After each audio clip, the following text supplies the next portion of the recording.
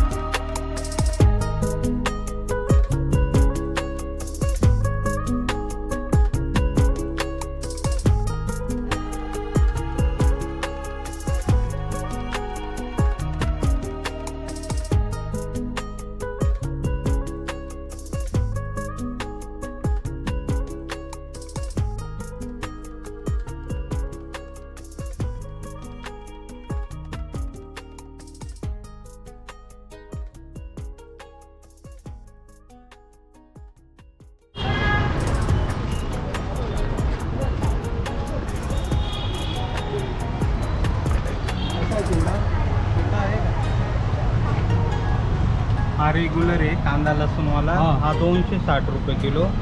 हा ड्रायफ्रूटवाला आहे खट्टा मिठा, हा 280 रुपये किलो. हा मकई आहे, हा 280. ही बेळ आहे, ही 200 रुपये किलो.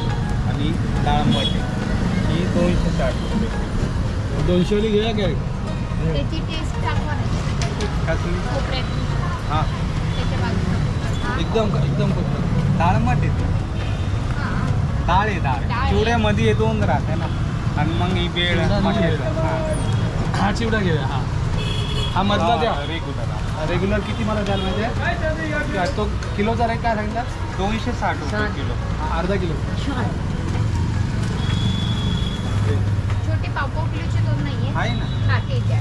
म्हणजे मग कसं एक तसं नाही. आणि हा इथला नाशिकचा प्रसिद्ध चिवडा. आणि हे आमचे दुकानदार यांच्याकडनंच कधी आलात तर घ्या, खरेदी इकडेच करा. कोंडाजी चिवडा नावाने हे दुकान प्रसिद्ध आहे चौकात, आणि इकडनंच रस्ता आहे सीता गुफेला जाण्याचा.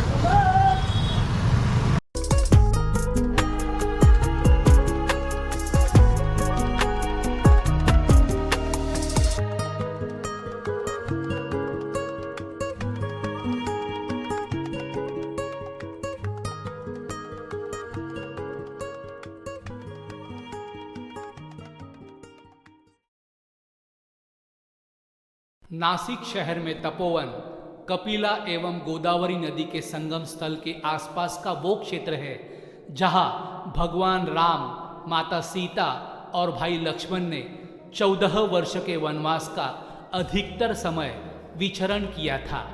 भक्ति भारत में तपोवन को कपिला एवं गोदावरी नदी के संगम स्थल का केंद्र मानकर आसपास के मंदिरों को वर्णित किया गया है। नासिक के पंचवटी तपोवन में भगवान श्री राम की 70 फुट ऊंची की मूर्ति है।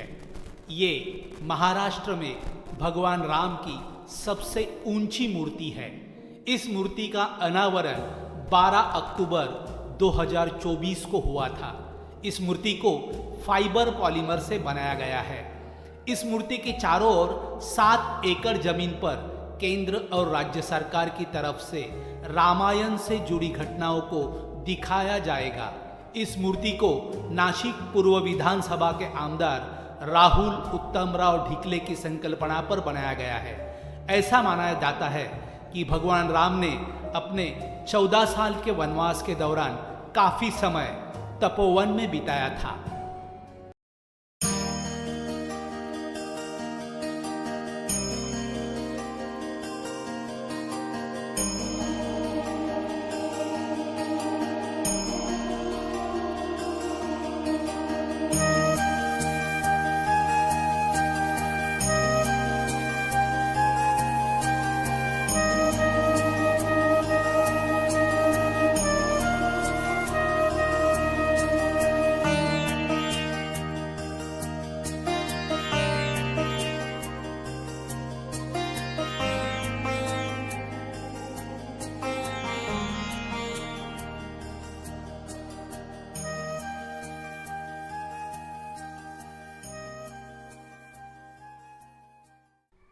पंचवटी से लगभग 1.5 मील की दूरी पर गोदावरी में कपिला नाम की नदी बहती है।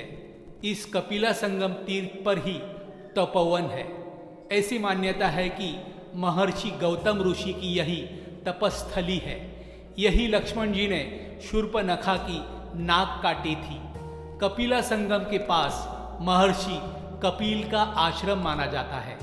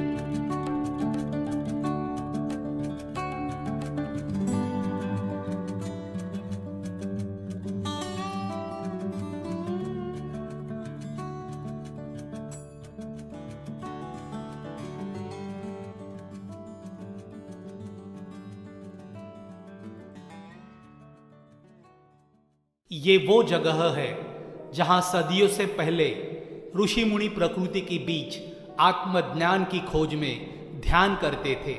सबसे महत्वपूर्ण बात यह है कि तपोवन को वो स्थान भी कहा जाता है जहाँ लक्ष्मण कभी रहते थे और जहाँ उन्होंने लंका के राजा रावण की बहन शूर्पणखा की नाक काटी थी। इस स्थान पर हनुमान और लक्ष्मण के कई प्रसिद्ध मंदिर हैं।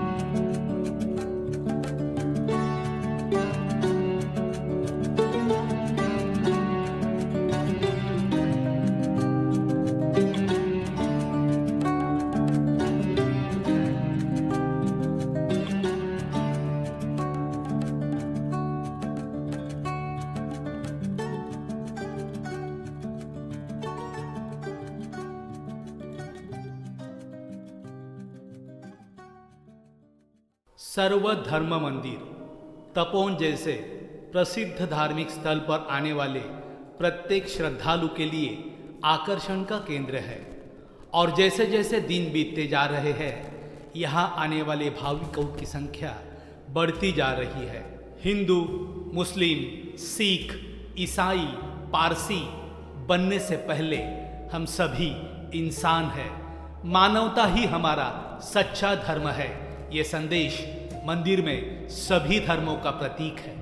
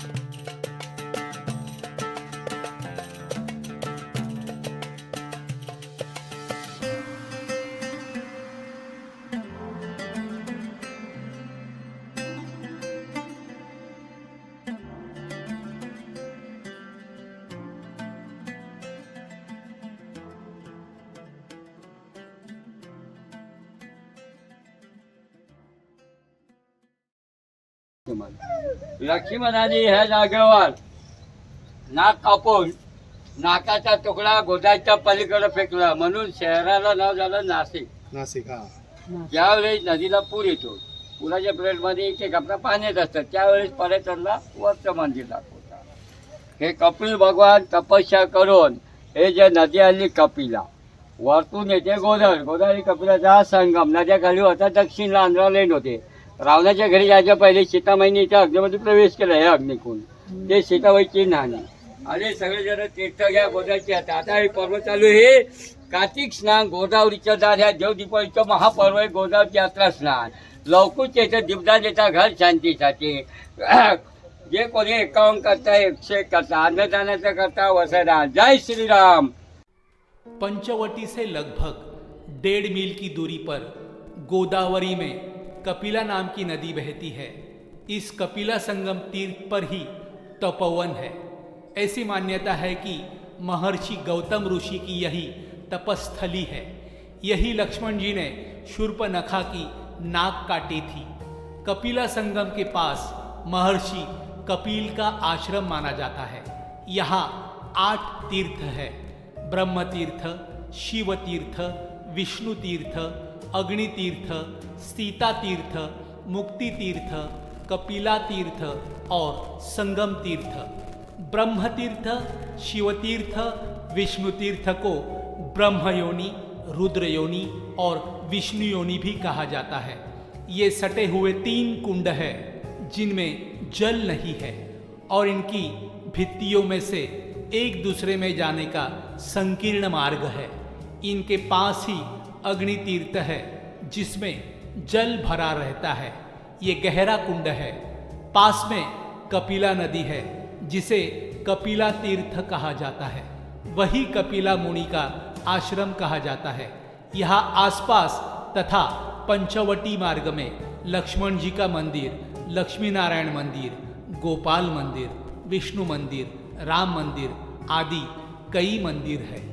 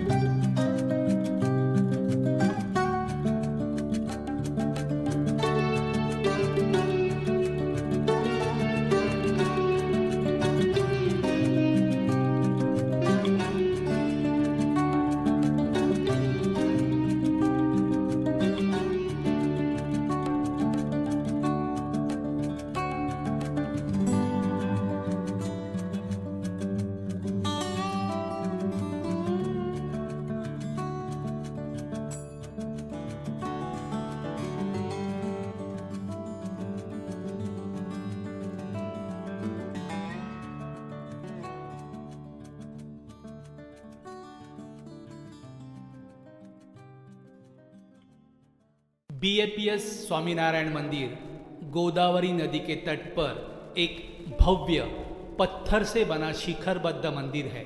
इसमें केंद्रीय मंदिर के चारों ओर पैदल मार्ग है जिससे श्रद्धालु मंदिर की परिक्रमा कर सकते हैं। 4 साल के काम के बाद पंचवटी में BAPS स्वामीनारायण मंदिर भक्तों के लिए तैयार है। हाल ही में साधु भक्ति प्रियदास स्वामी ने प्रसाद प्रवेश अनुष्ठान आयोजित किया। मूर्ति प्राण प्रतिष्ठा अनुष्ठान 23 सितंबर से शुरू हुआ।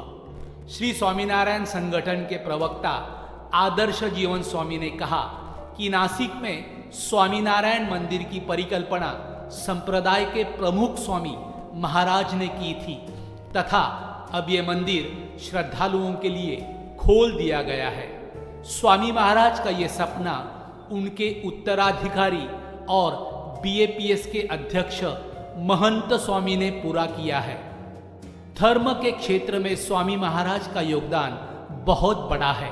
स्वामीनारायण मंदिर में राधा कृष्ण, सीताराम, लक्ष्मी नारायण, देव विठ्ठल रखुमाई, गणपति, हनुमान और महादेव की मूर्तियां स्थापित की गई है और मंदिर के बाहर अनेक संतों की मूर्तियां स्थापित की गई है।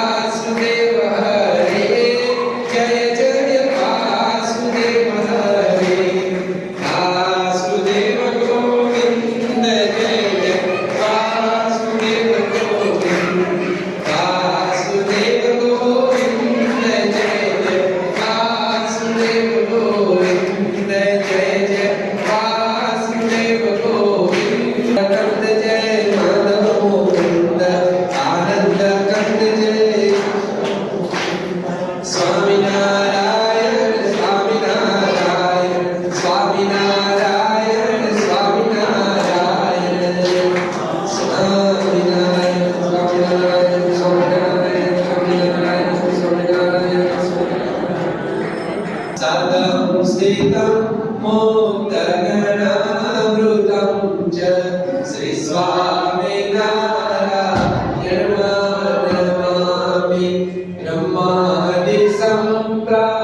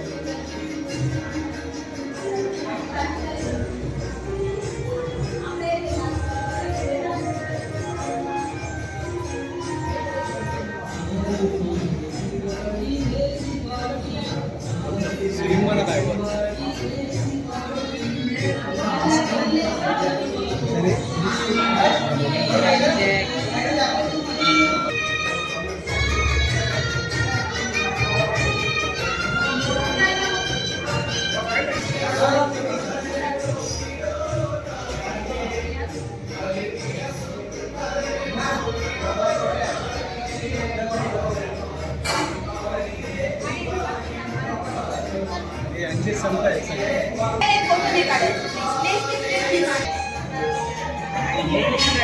हरी महंत स्वामी महाराज.